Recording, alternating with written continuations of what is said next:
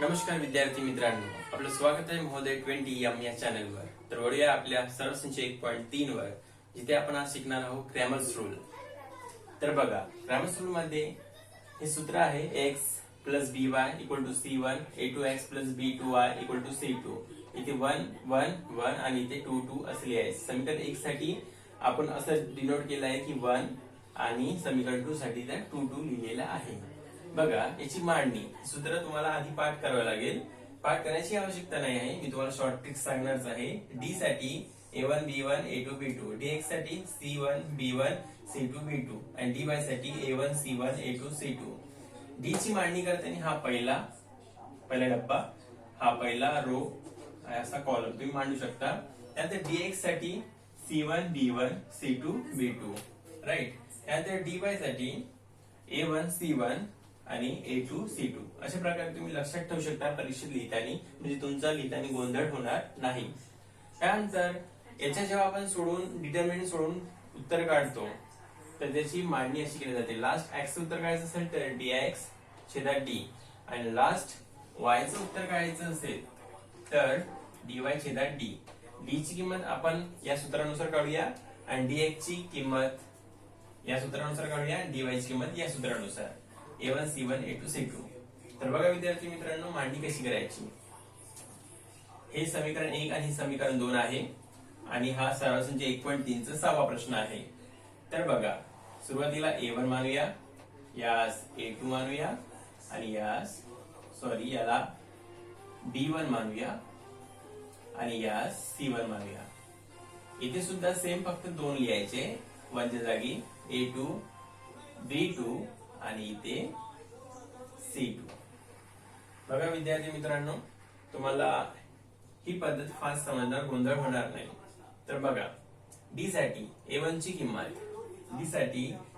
किंमत आहे 2, b1 साठी आहे 3 आणि a2 साठी आहे x सोबत जर नसेल तर एकच लिहायचं,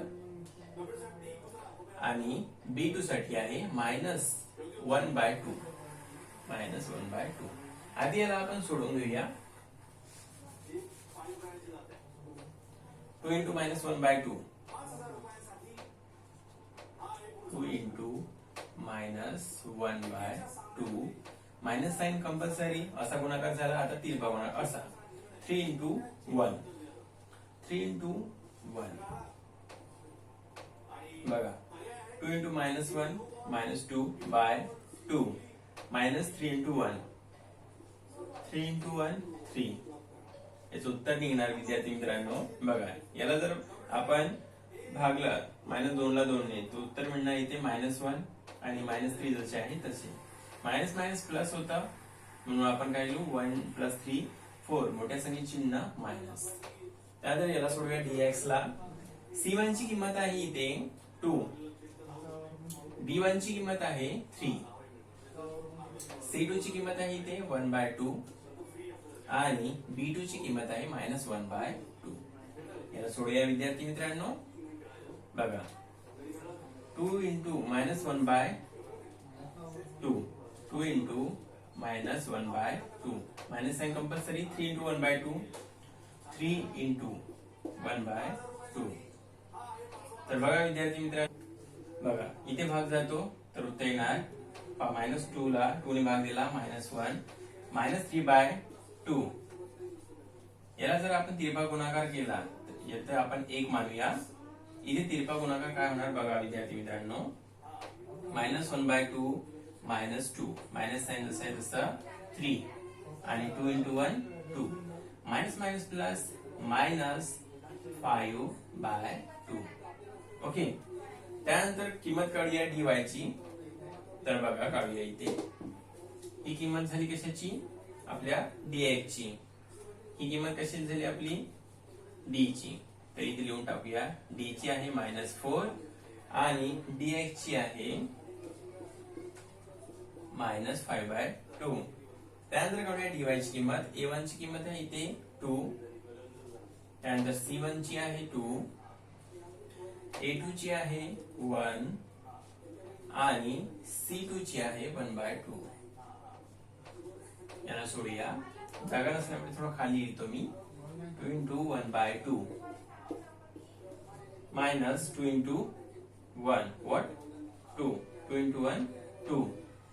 इथे 2 into 2 आणि बाय 2 याला भाग दिला तर काय उरणार 1 minus 2.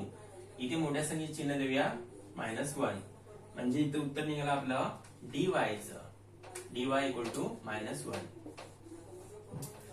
d आणि dx आणि dy ची किंमत आपण या सूत्रामध्ये ठेवूया x ची किंमत काढण्यासाठी.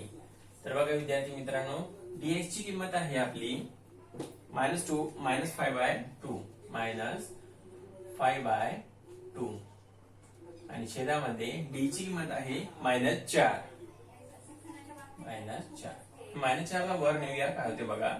-5/2 हे जसं आहे तसे याला वर नेलं तर इंटू -1/4. मायनस मायनस प्लस झाले कटले. आता बघा हे गुणाकार चिन्ह आहे 5 into 1 5 आणि 4 दुने 8. हे उत्तर निघाला आपला x चा. आता y ची किंमत काढूया. dy ची किंमत काय आहे. dy ची -1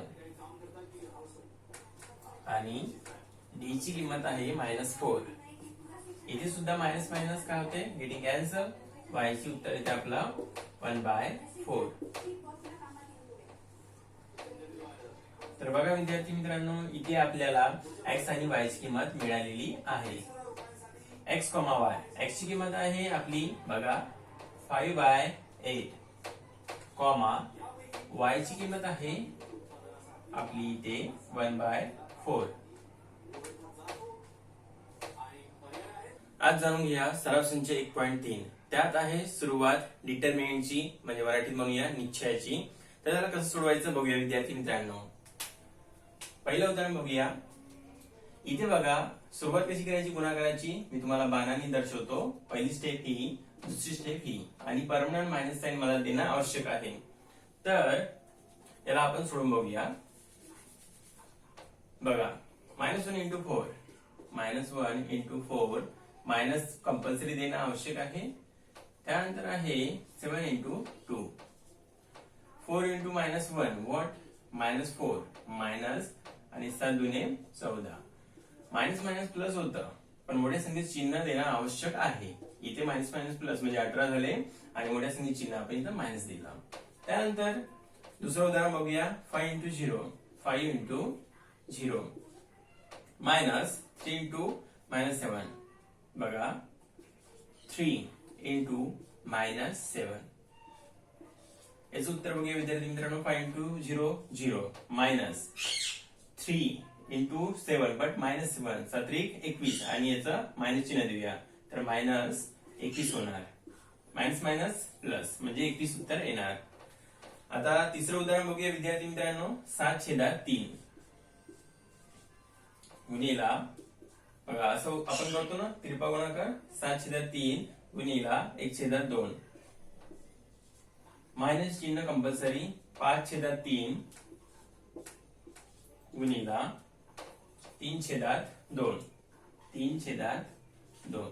आता याचा गुणाकार करूया. गुणाकार चिन्ह आहे तर क्रॉस मल्टिप्लिकेशन नाही होणार. सरळ सरळ गुणाकार होणार. 7 1 7 3 दुने 6 मायनस 5/3 आहे तर इथं बघा 5 3 15 आणि 3 दुने 6. जेव्हा छेदात सारखी संख्या असते तर त्याला एकच वेळा लिहू आपण छेदामध्ये. आणि 15तून 7 गेले म्हणजे 7तून 15 गेले. जसं की इथे मायनस चिन्ह आहे तर मायनस चिन्ह देऊया मोठ्या संख्येचं. किती येणार -8. त्याला पुन्हा भाग जातो आपण देऊ शकतो आणि हे पण उत्तर आपण ठेवू पण शकतो. त्यानंतर तिसरं उदाहरण बघूया सराव संच 1.3 चं. यामध्ये बघा विद्यार्थी मित्रांनो क्रेमरच्या पद्धतीने सोडवा म्हणत आहे. दोन समीकरण आहे 3x - 4y = 10 4x + 3y = 5. तर याला सोडवण्याची पद्धत सांगत आहो मी. क्रेमरच्या पद्धतीने सोडवायचं असेल तर याची मांडणी आणि सूत्र वेगळे असतात. इथे एक समीकरण लिहूया आपण 3x - 4y = 10. याला आपण a1 मानूया, याला आपण b1 मानूया आणि याला आपण कॉन्स्टंट म्हणजे c मानूया. एक नाव देऊया आपण इथे c1. हे समीकरण 1 होतं आपलं. समीकरण 2 लिहूया. 4x plus 3y equal to 5. यामध्ये सुद्धा परत तसंच, पण इथे 1 होतं तर आपण इथे 2 करूया. a2 दुसरं वाला b2, त्यानंतर याच्यामध्ये तिसरं आहे c2. याची मांडणी कशी करायची आणि शॉर्टकट पद्धत कशी वापरायची ते सुद्धा मी सांगणार विद्यार्थी मित्रांनो, काळजीपूर्वक लक्ष द्या. आता बघा, आपला पहिला जो डब्बा असतो डिटर्मिनंटचा तो राहतो डी. तर आपण याला डी इक्वल टू लिहूया. बघा डिटर्मिनंट मी कसं सोडवत आहे, तर आधी आपण a1 लिहितो, नंतर b1, a2 अँड b2. तसंच जशी यांची किंमत आहे तीच किंमत आपण इथे ठेवूया. बघा या डिटर्मिनंट मध्येच मध्ये a1 ची किंमत किती आहे, a1 ची 3 प्लस 3. b1 ची किती आहे, b1 इथे आहे, b1 मी बाणाने दर्शवलेला आहे -4. त्यानंतर a2 ची किंमत किती आहे 4. त्यानंतर b2 दिलेला आहे, b2 ची किंमत किती आहे बाणाने दर्शवलेली +3. आता परत जसं आपण हे डिटर्मिनंट इथे सोडवलं ना त्याच प्रकारे आपण इथे सुद्धा सोडवूया. तर बघा 3 into 3 मधात कंपल्सरी मायनसचे चिन्ह, इथे 4 into -4.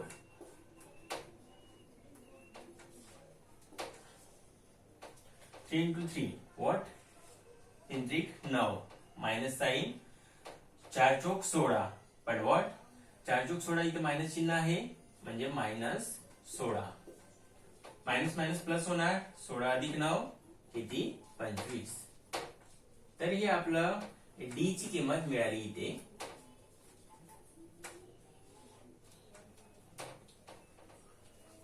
आता इथे जागा नाही होणार तर आपल्याला मिटवाच लागेल.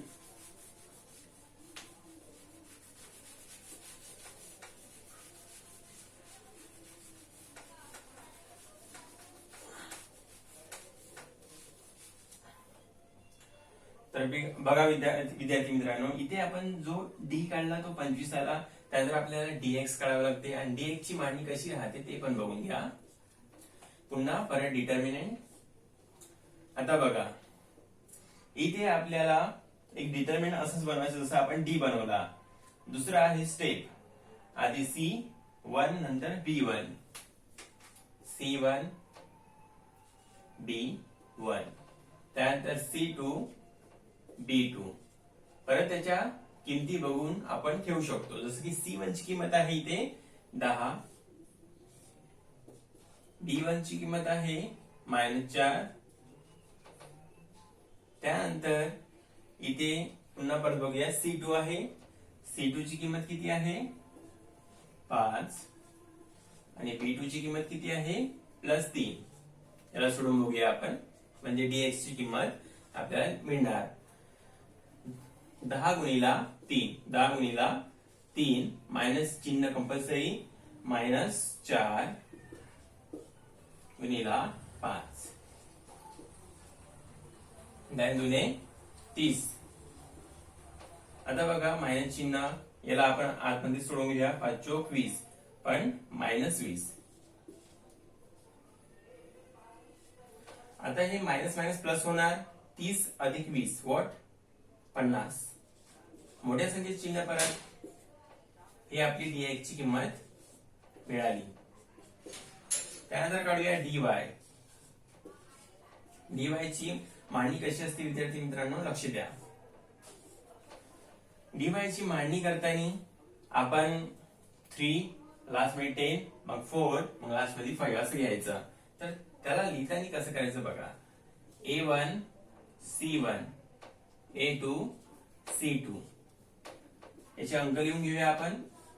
बघा a1 ची किंमत आहे 3, c1 ची किंमत आहे 10, a2 ची किंमत बघा 4 आणि c2 ची किंमत आहे 5. याला सोडूया 3 into 5 minus sign compulsory 10 into 4.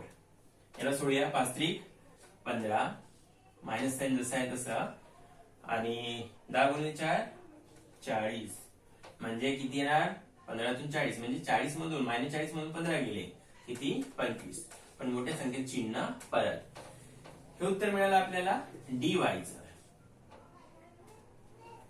याची मांडणी व्यवस्थित करा विद्यार्थी मित्रांनो परत एकदा मी समजून सांगतो की कसं केलं आपण जसे की समीकरण 1 क्रॅमरच्या पद्धतीने सोडवतो आपण यासाठी सूत्र आहे बघा सुरुवात आहे पहिला जो तुम्हाला पद दिसतंय चला सोबत जे अंक दिसतं सहगुणक त्याला आपण a1 नाव द्यायचं दुसऱ्याला b1 आणि तिसऱ्याला शेवटी c1 समीकरण 2 मध्ये परत तसंच फक्त काही एक जागी 2 ठेवायचे a2 b2 c2 आता आहे सूत्र डी सूत्र आहे a1 b1 a2 b2 first आपण लक्षात ठेवायचं की डी काय आहे तर सरळ 3 - 4 4 3 हे डायरेक्ट हे एवढा डब्बा आपण ठेवून द्यायचा इथे आणि याला सॉल्व्ह करून उत्तर काढायचं जसं डी चं इथं 25 निघाला त्यानंतर इथे उलट करायचं हे दोन समीकरण बघायचे दिमागात कसं लक्ष ठेवायचं पेपरच्या वेळी गोंधळ होतो तर फास्ट मध्ये कसं करायचं तुम्हाला सांगत आहो हा पहिला असा डब्बा सरळ सरळ त्यानंतर 10 - 4 5 3 असं लक्ष ठेवायचं त्यानंतर इथं आपण लिहिलंय त्यानंतर लास्ट 3 10 4 5 फक्त एवढं दिमागात लक्षात ठेवा फास्ट तुम्हाला उत्तर काढता येणार त्यानंतर पुढे वळूया इथे आहे dx आहे dy तर आपल्याला किंमत काढायची कशाची x ची बघा x ची किंमत काढण्यासाठी आपण इथं dx आणि d ठेवतो आणि y ची किंमत काढण्यासाठी आपण काय करतो dy आणि छेदात d इथे आपण किमती ठेवून देऊया dx ची किंमत बघूया कुठे आहे तर 50 आहे छेदामध्ये किती d ची किंमत 25 25 दुने 50 म्हणजे x ची किंमत 2 त्यानंतर y ची किंमत dy ची किंमत बघूया इथे कुठे आहे तर dy ची किंमत आहे -25 आणि d ची किंमत आहे आपली 25 d ची किंमत सूत्रानुसार 25 एका 25 म्हणजे -1 y ची किंमत मिळाली आपल्याला -1 शेवटी विद्यार्थी मित्रांनो आपल्याला लिहावं लागेल व्यवस्थित x, y त्याची किंमत आहे बघा x ची किंमत काढली आपण काय 2 y ची किंमत -1